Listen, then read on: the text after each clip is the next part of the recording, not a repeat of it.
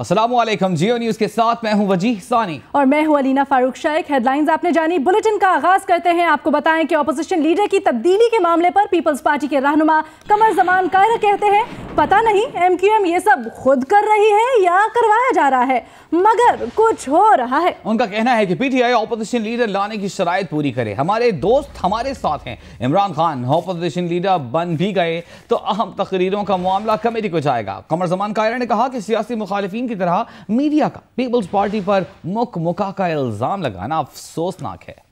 साबिक सदर आसिफ अली जरदारी ने भी कहा है कि तहरीक इंसाफ की ऑपोजिशन लीडर बदलने की तहरीक नाकाम बनाएंगे। ऑपोजिशन लीडर की तब्दीली का ला हासिल इशू छेड़ने की जरूरत ही न थी। पीपल्स पार्टी के इजलास की सदारत करते हुए साबिक सदर ने सवाल किया कि MQM आजकल हुकूमत में है या ऑपोजिशन में, जिस पर नैय्यर बुखारी ने कहा कि MQM ने वोट शाहिद खाकान को दिया और अब ऑपोजिशन लीडर की जोड़ तोड़ कर रही है। जबकि ऑपोजिशन लीडर खुर्शीद शाह का कहना था कि उन्हें इत्तेहादियों और साथियों का एतमाद हासिल है।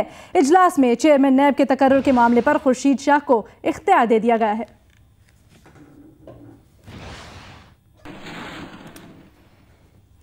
आपको बताएं कि पीपल्स पार्टी के मरकजी सेक्रेटरी इत्तलात मौला बख्श चांदियों का कहना है कि MQM और PTI के दरमियान ताल्लुकात पर एतराज नहीं है, लेकिन पहले जो दोनों ने एक दूसरे पर इल्जामात लगाए थे उसका क्या हुआ। मियारी में गुफ्तगू करते हुए मौला बख्श चांदियों ने कहा कि नवाज शरीफ पर जुमले पर पीपल्स पार्टी को चोर कहते हैं, लेकिन आज उन्हें सबसे बड़ी अदालत ने चोर और करप्ट कहकर निकाल दिया है, फिर भी कहते हैं मुझे क्यों निकाला।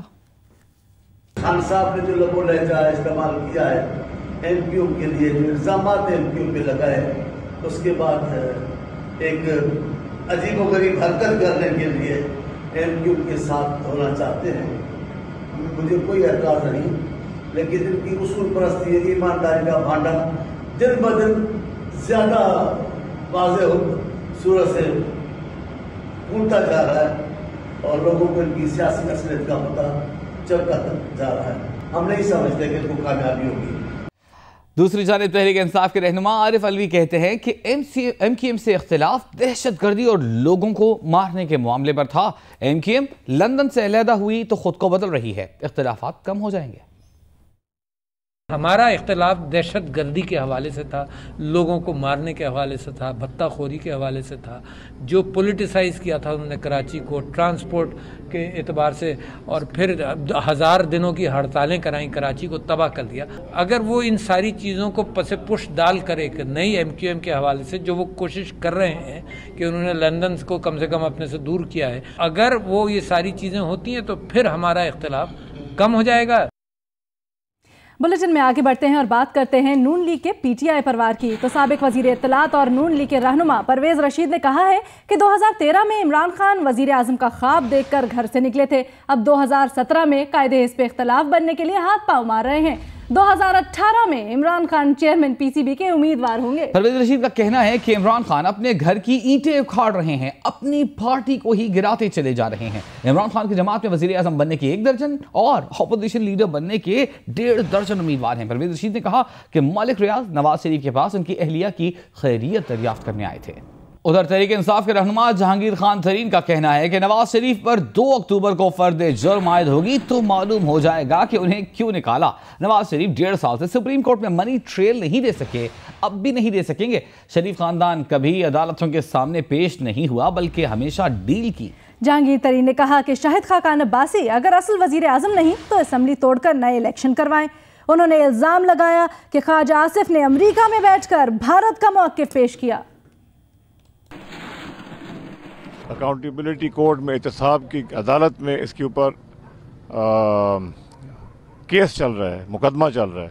इसमें भी 2 तारीख को मेरा ख्याल है फर्द जुर्म आयद हो जाएगा, तो फिर कौम को पता लगेगा कि वो क्या वजह थी कि इसको नाअहल किया गया। वज़ीर आला पंजाब शहबाज शरीफ का जिक्र करेंगे, जिनका कहना है कि हुकूमत ने बिजली के सस्ते मंसूबे शफाफियत के साथ रिकॉर्ड मुद्दत में मुकम्मल किए हैं। अगले साल लोड शेडिंग के अंधेरे मुकम्मल तौर पर दूर हो जाएंगे और पाकिस्तान हमसाया मुल्कों को बिजली फरोख्त कर सकेगा। देखिए लाहौर से अमीन हफीज की रिपोर्ट। लाहौर में LNG से चलने वाले 1263 मेगावाट पावर प्लांट के मुआहदे की तकरीब हुई। वज़ीर आला पंजाब मेहमान ख़ुसूसी थे। उनका कहना था कि इस मंसूबे का पहला मरहला 14 माह की रिकॉर्ड मुद्दत में मुकम्मल हो जाएगा। ये मंसूबा हाल ही में बिजली पैदा करने वाले मंसूबों से 10 अरब रुपए सस्ता है। ये जो लगा है, ये जो लग रहा है, ये जो मैं गुद्दू से इसका मुकाबला नहीं कर रहा, ये इन 3 मंसूबों से मुकाबला कर रहा हूं जो कि पाकिस्तान की तारीख के गैस की बुनियाद पर लगने वाले सबसे सस्ते तरीन और सबसे ज़्यादा एफिशिएंट प्लांट जो लग चुके हैं, और ये भी उसी तरह का एक प्लांट है। ये उससे भी मोटी बात बता रहा हूं, इन 3 मंसूबों से भी कम से कम 10 अरब रुपए कम इसकी लागत है। शहबाज शरीफ का कहना था कि उन्होंने रिकॉर्ड मुद्दत में तरक्याती मंसूबों का जाल बिछाकर नई तारीख रकम की। 3600 मेगावाट के मंसूबे चल पड़े हैं। सी पैक के तहत साहिवाल और बहावलपुर कोल पावर प्रोजेक्ट इनसे अलग हैं। पिछले 3 मंसूबे लग चुके हैं, भिक्की, हवेली बहादुर शाह और भल्लो की। ये 3600 मेगावाट के ये मंसूबे हैं, तीनों चल रहे हैं। तीनों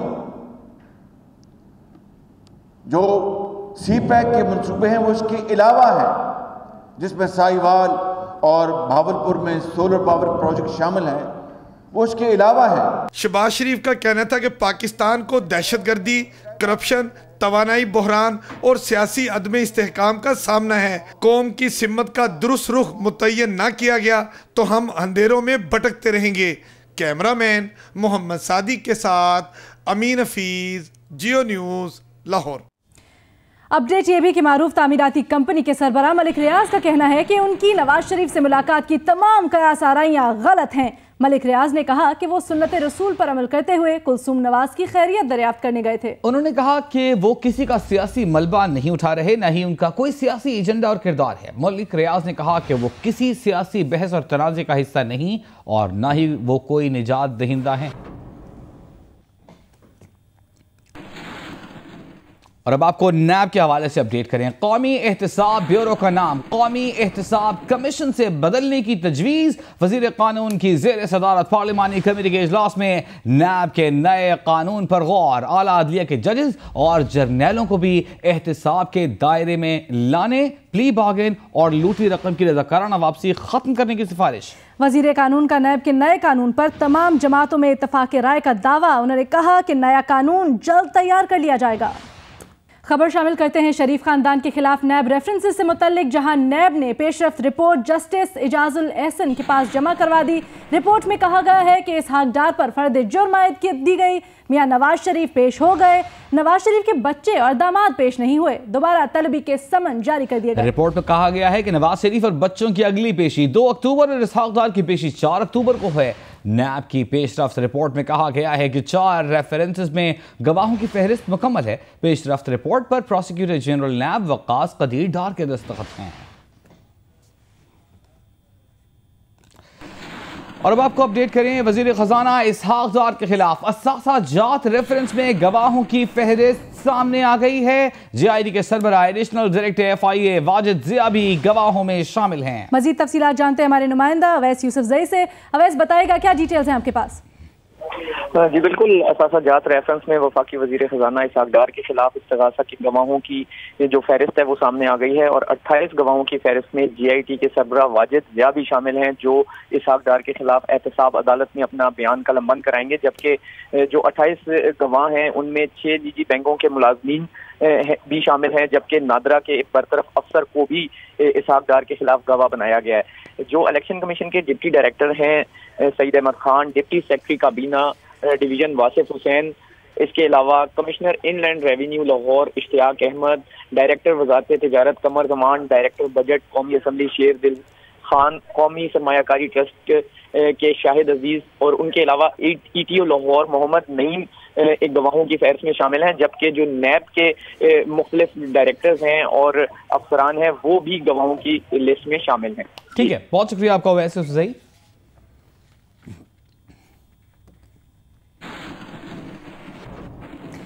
कुछ दीगर खबरें शामिल करें। आपको बताएं कि कौमी असम्बली की रुकनीत के लिए नाअहल शख्स भी पार्टी ओहदा संभाल सकेगा। पार्टी आइन में तब्दीली और पार्टी सदर के चुनाव के लिए मुस्लिम लीग नून की जनरल काउंसिल का इजलास 3 अक्टूबर को तलब कर लिया गया। मुस्लिम लीग नून के आइन में तब्दीली की तैयारियां। कौमी असम्बली की रुकनीत के लिए नाअहल शख्स भी पार्टी ओहदा संभाल सकेगा। मुस्लिम लीग नून की जनरल कौंसिल का इजलास 3 अक्टूबर को तलब कर लिया गया। नए पार्टी सदर का इंतखाब भी अमल में लाया जाएगा। साबिक सेनेटर चौधरी जाफर इकबाल बतौर party chief election commissioner party सदर के इंतखाब के शेड्यूल से जनरल कौंसिल अरकान को आगाह करेंगे।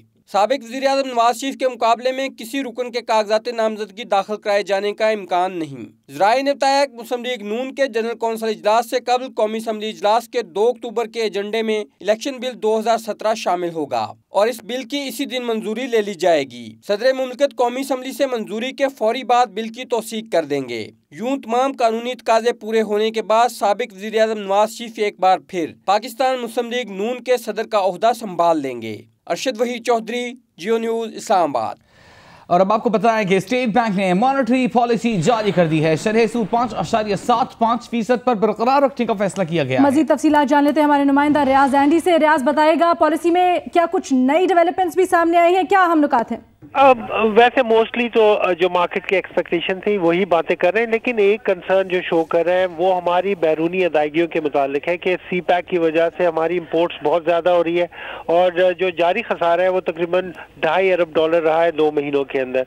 जो हमारी एक्सपोर्ट्स हैं और तरसीलात हैं वो उसको पूरा करने के लिए नाकाफ़ी है। तो ये बड़ा माइन्यूट सा एक उन्होंने खदशा जाहिर किया है। अदरवाइज उन्होंने कहा है कि इकोनॉमिक ग्रोथ अच्छी रहेगी, महंगाई भी काबू में रहेगी, ओवरऑल इंडिकेटर अच्छे हैं, सिवाय एक ये जो कंसर्न है हमारी बैरूनी अदायगियों के ऊपर, उसके ऊपर तशवीश जाहिर की गई है। बहुत शुक्रिया रियाज एंडी।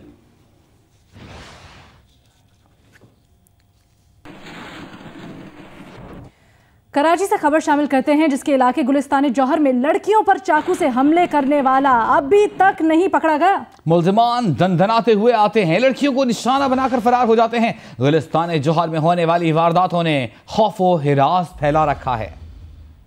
तो आपको अपडेट करें कि वज़ीर आज़म शाहिद खाकान अब्बासी की ज़ेर सदारत कौमी सलामती कमेटी का इजलास जारी है।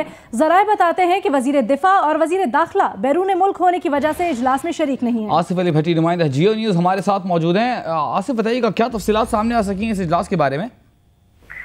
वजीर सानी वज़ीर आज़म शाहिद खाकान अब्बासी की ज़ेर सदारत कौमी सलामती कमेटी का ये अहम इजलास गुज़श्ता 4 घंटे से जारी है। इस इजलास में वफाकी वज़ीर ख़जाना, वज़ीर ख़ारजा, chairman joint chief of staff committee, मुसल्लह अफवाज के सरबराहान, मुशीर सलामती और इंटेलिजेंस इदारों के सरबराहान शरीक हैं। इस इजलास में ज़राए के मुताबिक वज़ीर दिफा और वज़ीर दाखिला बैरून मुल्क दौरों के बायस शरीक नहीं है। इस इजलास में जो अब तक की कार्रवाई हुई है उसके बारे में ज़राए का कहना है कि वज़ीर आज़म ने अपने दौरा अमरीका और UN जनरल असम्बली इजलास की साइड लाइन पर मुलाकातों के बारे में इजलास को एतमाद में लिया है, जबकि इजलास में नई अमरीकी पॉलिसी और पाकिस्तान की जवाबी हिकमत अमली जिसमें खारजा पॉलिसी के अहम अमूर शामिल है उसका तफसीली जायजा लिया जा रहा है।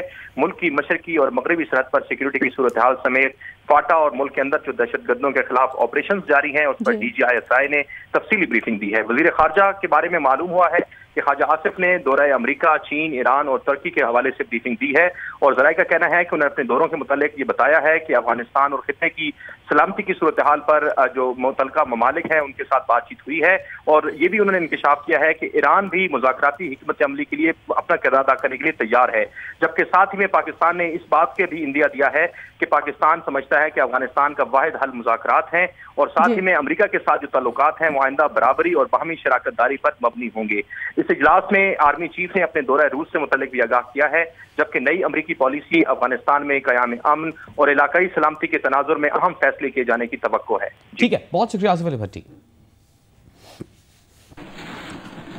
और अब आपको खबर दें, वजीर रेलवे ख्वाजा साद रफीक ने कहा है कि ख्वाजा आसिफ ने जुर्रत व तदब्बर से अमरीकी पॉलिसी साजों को आईना दिखाया। इस्लामी इंतहा पसंदी को हवा देने में अमरीकी पॉलिसियों का किरदार कलीदी है और डू मोर का मशवरा देने वाले अमरीकी हुक्मरान दुनिया में फसाद फैलाने के जिम्मेदार हैं। उन्होंने कहा कि पाकिस्तानी कौम और सिक्योरिटी इदारों की कुर्बानियों का एतराफ़ ना करना शदीद नाइंसाफ़ी है। सोशल मीडिया पर बयान में साद रफीक ने मजीद कहा कि मुस्लिम लीग पाकिस्तान की नज़रियाती लाइन ऑफ डिफेंस है। गैर मुल्की फंड्स पर पलने वाली PTI क़यादत को अपने गिरेबान में झांकना चाहिए। इमरान खान की यहूदी लॉबी से मरासिम कोई राज की बात नहीं।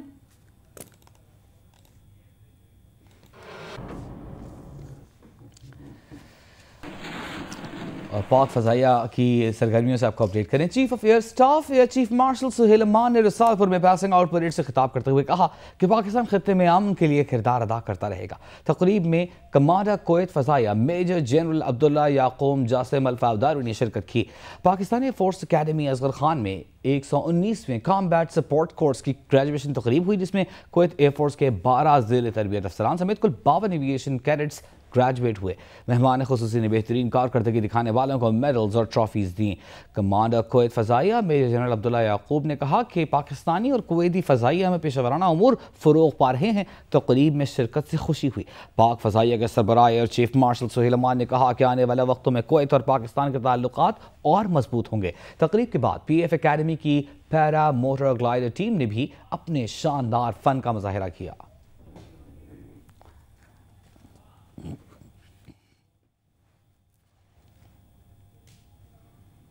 अब आपको अपडेट करते हैं मुहर्रम उल हराम में की गई सिक्योरिटी इंतजामात से मुतल्लिक, जहां कराची, सक्खर, हैदराबाद, खैरपुर, जैकबाबाद, कश्मोर और शिकारपुर में मोबाइल फ़ोन सर्विस मुअत्तल कर दी गई है। सुबह 10 बजे मोबाइल सर्विस बंद होने से राब्तों में मुश्किलात आई और शहरी परेशान नजर आते हैं। पंजाब के मुख्तलिफ इलाकों में भी, जिनमें फैसलाबाद से एलकोट भक्कर शामिल हैं, मोबाइल फ़ोन बंद हैं। सुबह 10 बजे बंद होने वाली मोबाइल फ़ोन सर्विस रात 10 बजे बहाल होने का इम्कान है।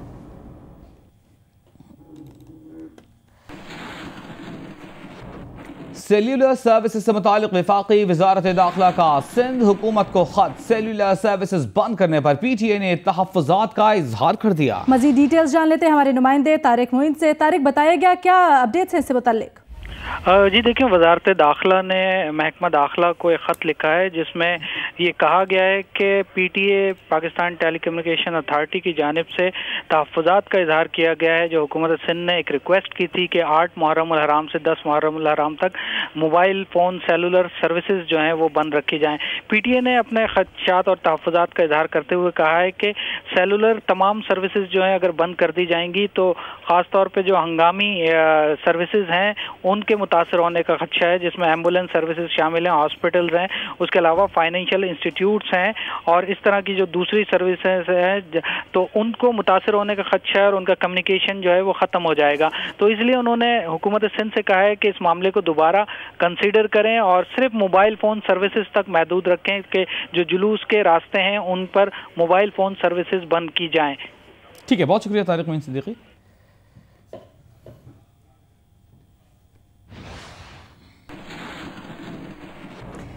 मुहर्रम उल हराम की बात हो रही है तो बरसगीर में कई सदियों से ताज़ियादारी की रिवायत चली आ रही है। मुल्तान के कदीमी और तारीखी उस्ताद और शागिर्द के तज्ज़िये फ़न तामीर के खूबसूरत शाहकार हैं। ताज़ियों की तफसीलात बता रही हैं अहमद बुज़दार।